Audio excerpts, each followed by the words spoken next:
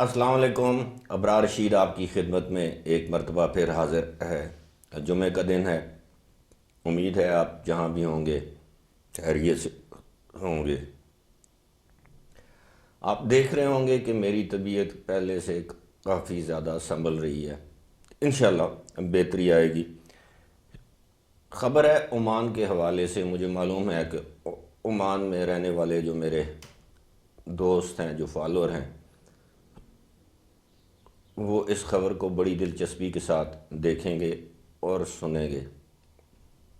Oman کی حکومت نے پہلے اعلان کیا تھا کہ جتنی بھی شادی کی تقریبات ہیں، دیگر جو تقریبات ہیں، ان کو محدود کیا جائے. ان میں انوائٹیز یا حاضرین کی تعداد کو کم کیا جائے. لیکن اب عمان کی حکومت نے دو بڑے اہم فیصلے کرنے کا اعلان کیا ہے. سب سے پہلا فیصلہ تو یہ ہے کہ اب عمان میں جو بھی لوگ، چاہے وہ عمانی ہیں غیر عمانی ہیں، جب وہ واپس عمان آئیں گے تو ان کو 14 دن کے لیے کوارنٹین میں رہنا پڑے گا، اور یہ کوارنٹین کا خرچہ وہ اپنی جیب سے برداشت کریں گے. اور یہ کوارنٹین گھر میں نہیں ہوگی، انسٹیٹیوشنل کوارنٹین اسے کہتے ہیں، یعنی کسی ہوٹل یا کسی کلینک میں یہ کوارنٹین کا عرصہ آپ کو گزارنا پڑے گا. اور حکومت عمان نے عمانیوں کو 21 فروری تک کی ڈیڈ لائن دی ہے کہ وہ جہاں بھی ہیں فوری طور پر عمان واپس آ جائیں، ورنہ اس کے بعد ان کو عمان داخل ہونے کی اجازت نہیں دی جائے گی. اب اسی کے ساتھ ساتھ ایک اور فیصلہ کیا ہے حکومت عمان نے، وہ میں سمجھتا ہوں کہ زیادہ عام ہے، وہ ہے جزوی لاک ڈاؤن کا. جی ہاں، شام 7 بجے سے صبح 6 بجے تک یہ سلسلہ شروع ہوگا. 14 فروری سے، اور یہ 14 دن تک یہ جاری رہے گا. یعنی 14 سے 28 فروری تک یہ جزوی لاک ڈاؤن مختلف علاقے ہیں مسقط کے گرد و نواح میں جہاں پر یہ جزوی لاک ڈاؤن کیا جائے گا. اور اس کی وجہ یہ بتائی جا رہی ہے کہ عمان میں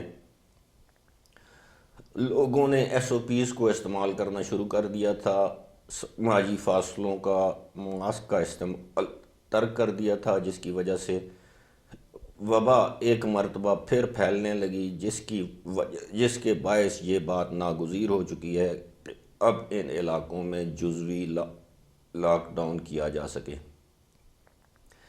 یاد رہے کہ گزشتہ 1.5 یا 2 ماہ کے دوران عمان نے 2 مرتبہ اپنا بارڈر 2 ہفتوں کے لیے بند کیا ہے، یعنی لینڈ، سی وغیرہ اور ایئر. اب ایک مرتبہ پھر یہ کہا جا رہا ہے کہ جب عمانی جو پھنسے ہوئے ہیں جب عمان واپس آ جائیں گے تو دوبارہ اس طرح کا لاک ڈاؤن کیا جائے گا. اب دیکھنا یہ ہے عمان کے پڑوس میں جو دیگر ممالک ہیں، خاص طور پر یو اے ای، وہ مکمل لاک ڈاؤن یا جزوی لاک ڈاؤن کی طرف کب جاتے ہیں. جبکہ آپ سب کے علم میں ہے کہ دبئی کے حکمران، جو کہ یو اے ای کے وزیر اعظم بھی ہیں، انہوں نے پہلے ہی اس بات کا اعلان کر رکھا ہے کہ کچھ بھی ہو دبئی لاک ڈاؤن کی طرف نہیں جائے گا، بلکہ حالات کا مقابلہ اسی طرح کیا جائے گا، ایس او پیز کو بروئے کار لاتے ہوئے، انفورس کرتے ہوئے، نئی پابندیاں لگاتے ہوئے، ان کو لاگو کرتے ہوئے کووڈ-19 کی اس وبا کا مقابلہ کیا جائے گا اور لاک ڈاؤن نہیں کیا جائے گا. جبکہ عملی طور پر دیکھا جائے تو اس وقت ابوظہبی، شارجہ، عجمان وغیرہ ایک قسم کے جزوی لاک ڈاؤن میں مبتلا ہیں. یہ جزوی لاک ڈاؤن سے گزر رہے ہیں، اور آنے والے دنوں میں اگر وبا کی یہی صورتحال رہی تو اس لاک ڈاؤن کو، جزوی لاک ڈاؤن کو، وقتی طور پر مکمل لاک ڈاؤن یا کرفیو میں بھی تبدیل کیا جا سکتا ہے. فی الحال اسی کے ساتھ مجھے دیجیے اجازت. خدا حافظ.